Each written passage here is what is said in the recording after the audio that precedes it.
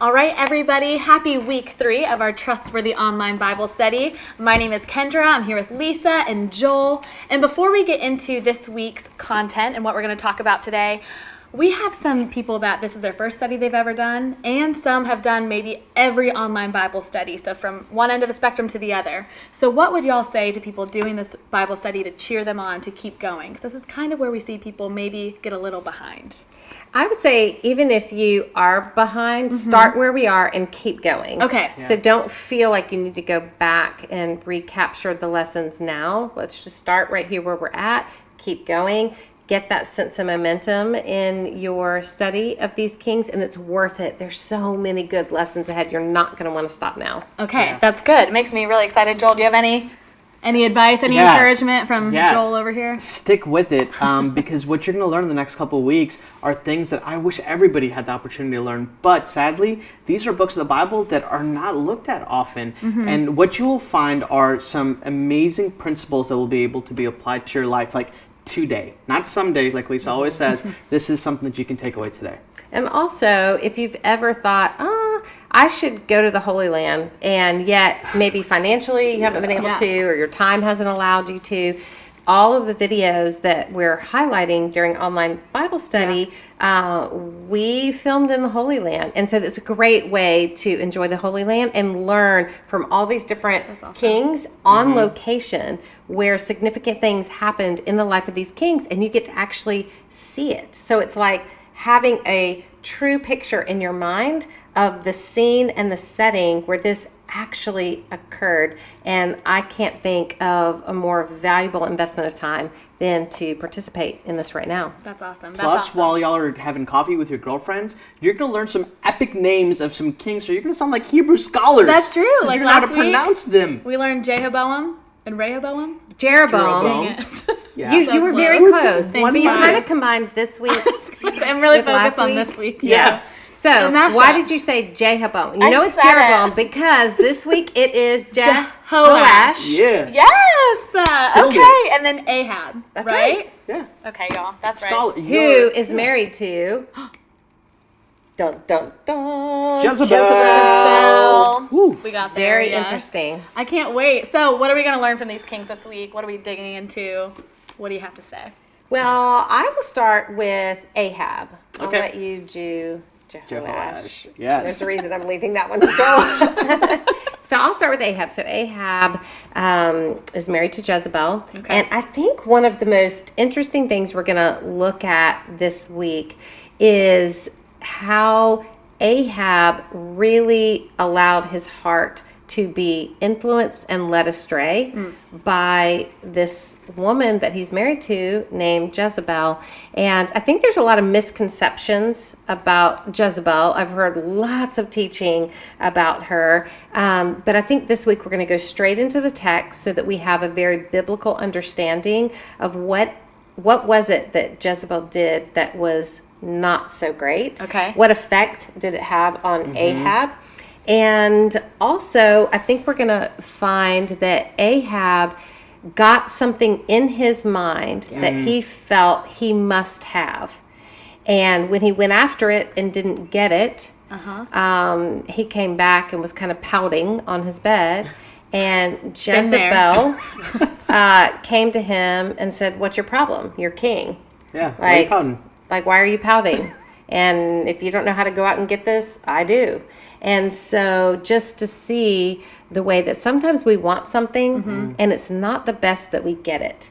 And I think this week it'll be a very stark lesson in why is that, and how we have to be really careful of the voices that are speaking into our life. Because sometimes the voices that encourage us to do things that are outside of the will of God are voices that we may need to consider not allowing to speak into the wisdom of our life. That doesn't mean that we cut people out completely. It means we've got to have a real discernment of the people who are speaking wisdom into our life and the people who are just speaking into the wants of our life. Oh, that's good. And there's a big difference between those. And so I think this week will be a great lesson on that. All right, now All right, so Joel then, Drum roll, tackling here we go. King Jehoash. well, there's a lot of epic people with a name that starts with J. So Oh, we've boy. got Jehoash, but then one of the things that you're going to find in this week is a name of a gal, an aunt, by the name of Jehosheba, Not to be confused with Jehoiada. who is the priest, Right. all the J's. And I think it's really, really important because sometimes we're so used to having that name that's just consistently repeated Right. all the way throughout Scripture. But we have one instance of this one incredibly brave person who really sets the trajectory of her nephew towards a path of righteousness, towards a path of loving the Lord. And what I'm really excited about for this lesson is for us to really consider how important our environments are. And we will find out that when we are intentionally placed in an environment that honors God, that loves God, we see the good works of God all around us, it directly impacts how we think and how we act. And we see one of the few very great good kings in Jehoash. And we also see that even the good kings, this is a common theme, even the good kings have some areas that they just could not fully give over all of their trust to the Lord, and led them into a place that we wish maybe wasn't there, but it is, and there's something we can learn from. And I think it's also important too, if you've ever had that feeling like, I'm a very behind the scenes person, I'm not up front, my day consists of getting up, going to work, and going to the grocery store and cooking and cleaning, and then you know, answering a few emails and going to bed. And it's like, does my life really matter in the context of the grand story of God? Or maybe your life looks more like you get up and you've got kids to take care of, and you've got carpools to run and homework to help with. And I think sometimes those mundane activities can start to feel like, do I even matter? Right. But I think we see something this week that's very important. And I know for me, it was incredibly encouraging. And it's this woman that is instrumental in Jehoash's life that made an investment, like you said. We only get to hear, did you say? Like one time. One time. Wow. But her influence and her impact, though it was, her life was very daily, but her influence and her impact was so incredibly significant. Yeah. Because of the connection that she helped make inside of Jehoash's heart to be obedient to God. Yeah. And I think that's going to be a really profound lesson. So we've sort of got these two women in this week that are juxtaposed. You know, one who is drawing a king's heart into being obedient to the Lord, and one who is drawing a king's heart away from being obedient in the Lord. And I think it's a very important week to look at. Well, you guys set us up so nicely. I know I'm excited for the contrasting women to see how it all plays out. So thank you both so much. And y'all, we're excited for you to dig into week 3. We know there's a lot to get to, so we're excited to let y'all do that. And we have a saying around here. We've been saying it for 3 weeks now, and we're excited for you to learn it as well. Here, let's do it this week. You start it, Joel. Oh, I I'll love do the that. middle part and you do the last part. Perfect. Ready? All right. Okay. When you know the truth, You live the truth. It changes Everything. everything. Bye, y'all. Have a good week. Yeah, it's definitely one of those that has continued to sit with me. Okay, and it is of King Hezekiah.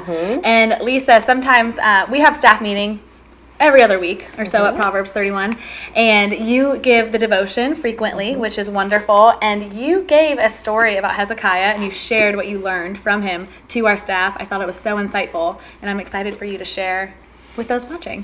Thank you. Yes. So Hezekiah, first of all, where we filmed this lesson that you'll see this week is really profound, because one thing that Hezekiah is still known for to this day, if you go to Israel, you can actually visit Hezekiah's tunnel.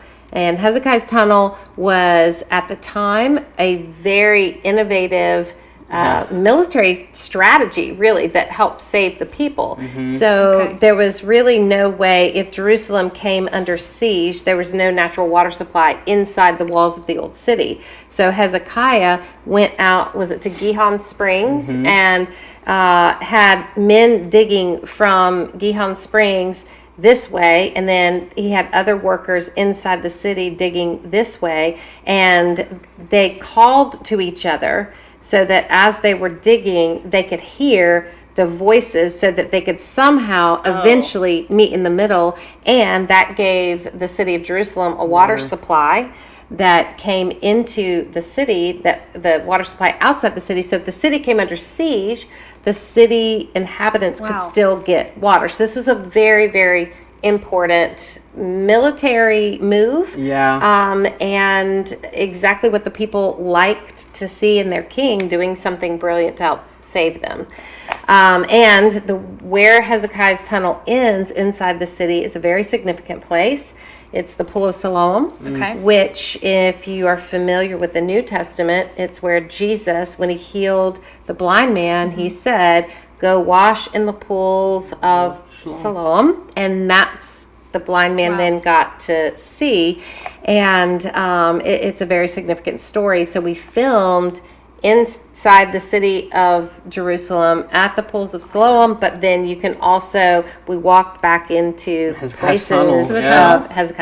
That's neat. Which is really insane because it was an active dig site. So when you watch this week, you'll actually get to see some of these clips. But one of the things we got to do was walk in, and we found out back there they actually found beads that are pomegranate-like seeds, and then some other things like a gold beadlet, which would have been the exact beads that would have been used by the priests as they were walking back and forth, literally using that tunnel to bring water into the temple. And to go to the temple. Yeah, because the walkway, goes right up all the way up to the temple for sacrifice. And so it was really, it is a very fascinating place. But here's the lesson that I really appreciated about King Hezekiah. So there's part of his life where it becomes apparent that his medical condition has deteriorated to the point where he could die. And he asked the Lord to please spare him. And the Lord does. The Lord gives him more years to live. And you would think, after experiencing such a miraculous intervention by the Lord, that your heart would be so eager to give God the credit, and so eager to, with everything you have, honor God and really, really pay attention to how your influence is used to honor God. But we actually see the exact opposite in Hezekiah. He gets this miraculous intervention from the Lord to spare his life, and then we see the very opposite of what we would hope to see. Instead of giving credit to God, he takes credit for himself. And there's a story right behind the healing of Hezekiah where some visitors come from Babylon, and Hezekiah takes them into the palace and the storehouses of wealth for Israel, and shows the Babylonian leaders all the treasure. And it's like Hezekiah's like, look at, like if it were today, like, look at my crib, Cribs edition. Look at my storehouses of gold, and look at all this expensive jewelry. So let me ask you today, Kendra, if you knew that somebody was interested in invading you and stealing from you, would you open up your home and show them all the places where you've placed your jewelry, your items of precious worth, and would you give them your access to your bank account? Would Social you do security all number? of that? Right. I would not. Okay, I would like to think I wouldn't. Yes. Answer. Thank you so good much. answer. But I think Hezekiah was so enamored with taking credit for himself. Look at all this that I've amassed as king. Look at all this that I have access to. And he was more interested in impressing them, the Babylonian visitors, than in protecting his country and protecting his people. And Joel, why is this really important? He would have known, these visitors from Babylon, he would have known something about them. Like, he would have known that Babylon is a what? Superpower. It's a known threat. Yeah. It's a known threat to Israel. They've deposed the Egyptian, nation. Literally, he's watching as they're taking over all the people around them. And so this is number one public enemy threat to his people. And I think it's also an indication that we'll find that maybe we've got enough money to pay these dudes off. And so you'll start to see a little bit of an idea of, we've got all these riches. I think I might be able to trust this to get me out of any potential circumstance. And we'll find out how that goes for him. Yeah, and I think it's a telling reality of how important it is to recognize God's activity in our life and give God credit, not take credit for ourselves. I think it's important that we're going to see not to trust in our wealth and to be very careful about how we talk about what God has given us, and always recognizing it comes from God, not because of our own strategy, our own successes, our own ability to amass any kind of wealth. I think it's also telling in Hezekiah's heart that he's more concerned with impressing somebody today than protecting his people for the long term. And then one of the most disturbing things that we're going to see about Hezekiah is he is then told, what you have done is not good. Oh, wow. And so the prophet comes and says, what you've done is not good. And the next generations are going to suffer because of what you've done today. And Hezekiah's response is so shocking. He said, oh, well, what you say is good.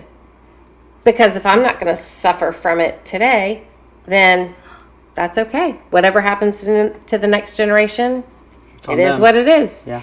And I mean, he's told, like, your sons will be taken captive and become eunuch servants in, you know, the enemy kings. And it's just so telling how he allowed his heart to get to such a bad place. But we find out that this is all happening after he experienced this miracle from God.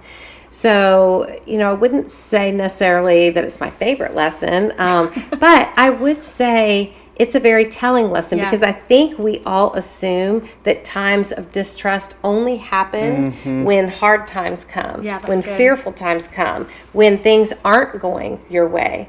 But for Hezekiah, things were absolutely going his way. And it was that very fact that got him into a place of taking too much credit for himself and making decisions that ultimately were devastating not only to Hezekiah's family, but to the people and the nation of Israel. Yeah, that's so good. I think for me, the thing that really is important is also an awareness that God never leaves his kings by themselves. There's never this, like, figure it out for yourself. And you had mentioned, Lysa, a prophet. So we will find that there's this prophet named Isaiah who's hanging out with King Hezekiah, and actually is a prophet is just the mouthpiece of God, giving a very declarative statement of this is what's going to happen, and to warn him. And that is evidence of God's kindness and God's mercy, and just saying, I don't want you to go into this type of hardship. And it just makes me consider, am I heeding what God has given us today, which is his word? And am I really thinking about the way that God is directing us and listening to the Spirit inside of me that's confirmed by God's word? Because God has not left us alone today. We can actually trust God tangibly because of what is in his word. So I think this week, as you listen to the video, and I think it's really good to have all of this in mind, even though it's a little bit of a spoiler alert for the video, but I think keep this in mind in this week's lesson. You'll get to see the tunnels, you'll get to see the pools of Siloam, you'll get to really understand King Hezekiah's story because we read it line by line in scripture. And I think the good question to ask ourselves is, where have I experienced God's faithfulness? Where has my life suddenly, it's like this thing I prayed for, God did answer my prayer. And where are those places maybe that I get so